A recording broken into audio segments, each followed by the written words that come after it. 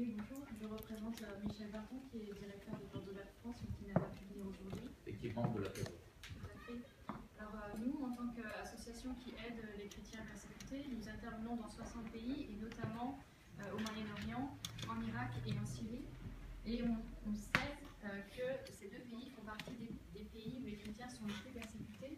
Nous publions chaque année un index mondial de persécution qui classe les 50 pays où les chrétiens sont le plus persécutés.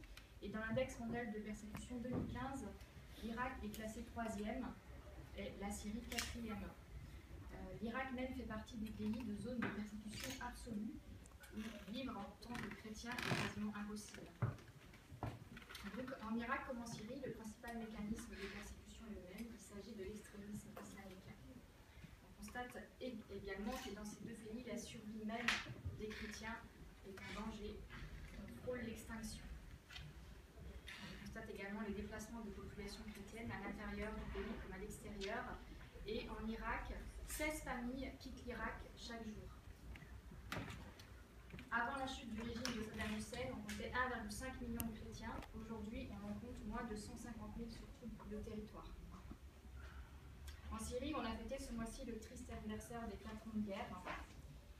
Et alors que le pays comptait 1,8 million de chrétiens avant la guerre, il n'en reste plus que 1,1 million aujourd'hui. Donc cela signifie que 700 000 chrétiens ont quitté le pays, et 200 000 au cours de la seule année dernière. Merci. Ce qu'on peut dire, juste, j'ai pas fini. La disparition des chrétiens du Moyen-Orient serait une très grande perte. Pour eux, tout d'abord, car ils sont chez eux depuis les premiers temps de l'Église, et également pour les pays concernés. Les minorités chrétiennes sont des ponts entre les communautés et également entre l'Occident et l'Orient. Voilà. Merci Claire. Rafik Aboufadel qui représente la rencontre orthodoxe en France. Merci. Donc, je représente la rencontre orthodoxe qui est issue de la société civile et politique libanaise.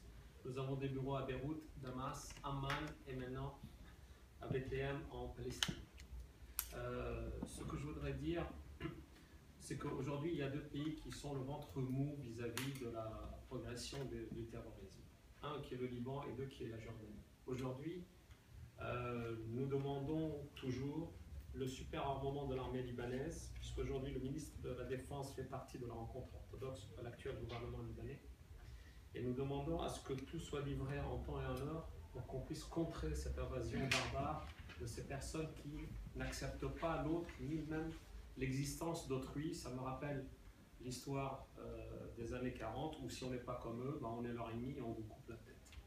Deuxième chose, il faut les asphyxier financièrement. Nous demandons à la communauté internationale d'asphyxier financièrement les takfiristes et tous les autres fanatiques qui rejettent les chrétiens tout comme les musulmans qui ne pensent pas comme eux. Aujourd'hui, comme a dit Bill Clinton, frapper quelque part où ça fait très mal, c'est frapper à la poche. Donc il faut pouvoir les poursuivre, geler leur financement et amener aussi devant les tribunaux internationaux les personnes, les dirigeants, les pays, les institutions qui les financent. La politique de deux poids, deux mesures de l'Occident ne peut plus rester comme elle est. On ne peut pas frapper chirurgicalement Daesh en Syrie et complètement en Irak. Il faut que les troupes de ces pays-là puissent avancer en lieu et place, là où il y a la place qui est libre. C'est-à-dire quand on frappe avec une aviation et qu'on colle 500 ou 600 bombes en une journée, il faut bien que quelqu'un prenne le terrain. Ce n'est pas seulement les repousser, mais il faut les éradiquer. Et troisième chose, aujourd'hui, nous sommes représentants des orthodoxes. Les orthodoxes, c'est quasiment plus de 70% des chrétiens d'Orient. Aujourd'hui, si vous avez les chrétiens d'Orient qui sont là-bas depuis 2015 ans, quittent, toute la mosaïque des 18 confessions est mise en danger. Il y a 3 religions monothéistes et 18 confessions dans la région. Ce puzzle qui fonctionne très bien est mis en danger et ceci, si nous ne faisons rien, nous ne saurons même pas quoi léguer aux générations futures de ces pays. Merci. Avant de passer la parole à Maître Samia Maktouf qui a déposé notre plainte devant la Cour pénale internationale, elle va intervenir à la fin. Merci Maître d'être avec nous aujourd'hui. Je voudrais passer c'est la parole à Saïd Ouchibou qui est membre du bureau de la Credo et président de l'association. Je le laisse dire ce qu'il fait parce qu'il s'occupe d'un programme de déradicalisation. Merci. En fait, c'est vrai que le conflit, on le voit au loin, mais il est aussi malheureusement dans nos banlieues.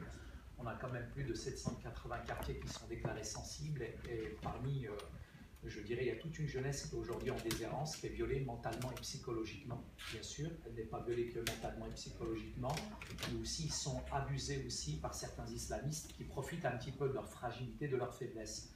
Donc on a mis en place un travail de déradicalisation.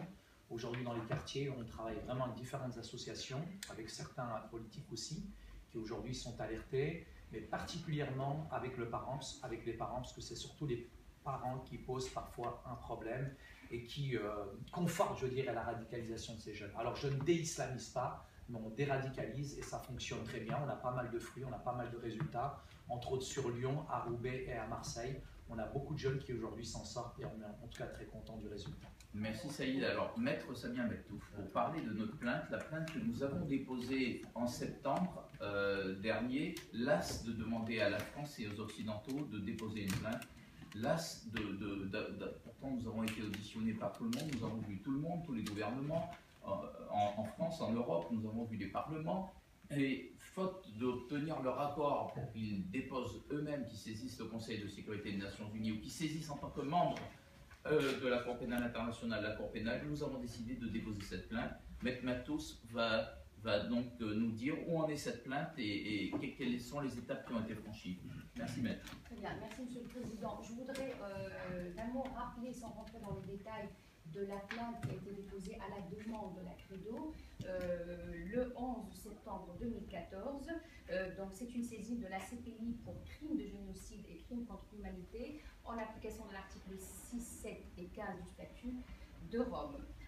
La seule chose sur laquelle je souhaite revenir, parce qu'il est important d'expliquer la genèse de toute cette saisine qui a été faite à la demande de la Credo, c'était, je dois le rappeler, le 1er septembre 2014, nous avons saisi le Haut Commissariat des Nations Unies pour les droits de l'homme qui ont décidé de réunir le Conseil de sécurité de l'ONU, sachant que l'Irak n'est pas signataire du traité de Rome. Nous sommes donc passés par le biais de l'article 15 du statut de Rome afin que le Conseil de sécurité des Nations Unies puisse s'auto-saisir. Madame le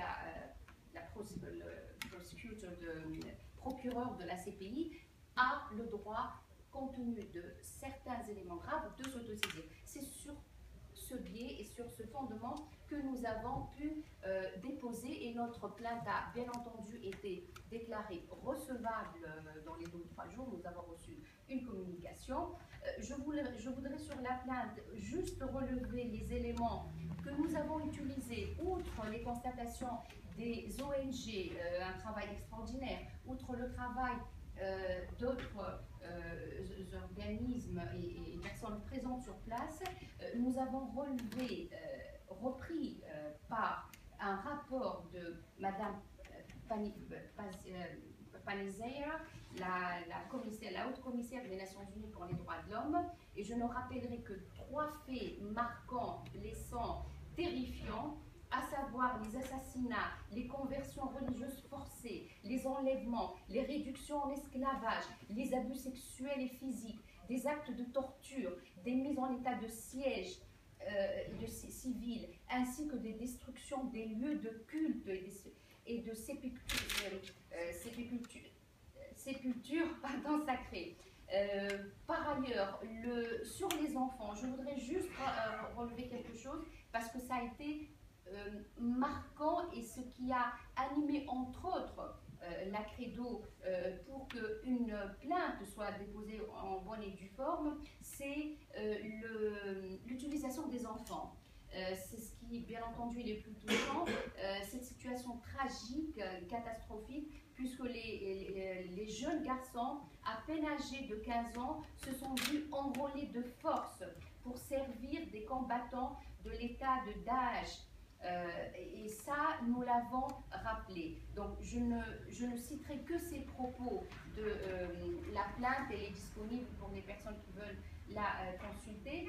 Aujourd'hui, comme disait M. le Président, où en sommes-nous? Aujourd'hui, nous avons, outre l'acceptation et la recevabilité de notre plainte, nous avons été contactés très récemment par donc Madame la procureure pour nous expliquer et nous signifier que notre plainte est aujourd'hui à l'état d'examen et que les éléments sont tellement graves le bureau du procureur est en train d'étudier et de déterminer si ces systèmes nationaux, d'abord s'il y a des systèmes nationaux qui sont en train d'enquêter, parce que si des systèmes nationaux sont en train d'enquêter, le principe de la Cour pénale internationale, c'est de ne pas interférer parce que des systèmes sont en train de le faire. Or, en l'occurrence, il est avéré qu'aucun système national n'est en train de le faire. C'est pour ça il était normal et logique que le bureau du procureur examine les faits extrêmement graves qualifiés dans son courrier, et tellement graves, nous avons versé à l'appui de notre plainte suffisamment d'éléments qui prouvent la gravité de ces atteintes, de ces violations des droits de l'homme, et nous sommes satisfaits quant à l'avancement de l'examen par le bureau de Madame le procureur de ces analyses. Voilà ce que je pourrais vous dire, Monsieur le Président, si vous voulez que je rajoute quelque chose. Oui, je vous en prie, si vous avez des choses à dire. Voilà, c'est qu'aujourd'hui, les éléments qui ont été déposés déterminent, ils proviennent de plusieurs constatations, plusieurs travaux faits par des ONG, pour ne citer que quelques-unes, Amnesty International, des associations présentes sur place. Il y a des États également qui ont déposé des rapports affligeants, des rapports qui démontrent cette extermination, ce génocide, cette atteinte grave pour cette population qui aujourd'hui, comme le rappelait mon père, ils sont en train d'être déplacés tous les jours. Donc une prise de conscience est importante. La Credo travaille sur ça. Nous, à la suite de la réception de ce courrier, je suis rentrée en contact avec le bureau de Madame le procureur pour avoir des idées quant à l'avancement et les constatations qui sont faites. Notre espoir aujourd'hui, c'est que l'ouverture de l'investigation officielle, parce que nous ne sommes plus à l'état d'examen de situation, d'étude de situation, le courrier qui nous a été remis par le bureau de la procureure nous informe clairement qu'ils sont en train d'étudier cette base raisonnable pour l'ouverture et l'envoi d'équipes d'investigation sur place pour faire cesser ce crime de guerre, ce génocide qui est aujourd'hui permanent et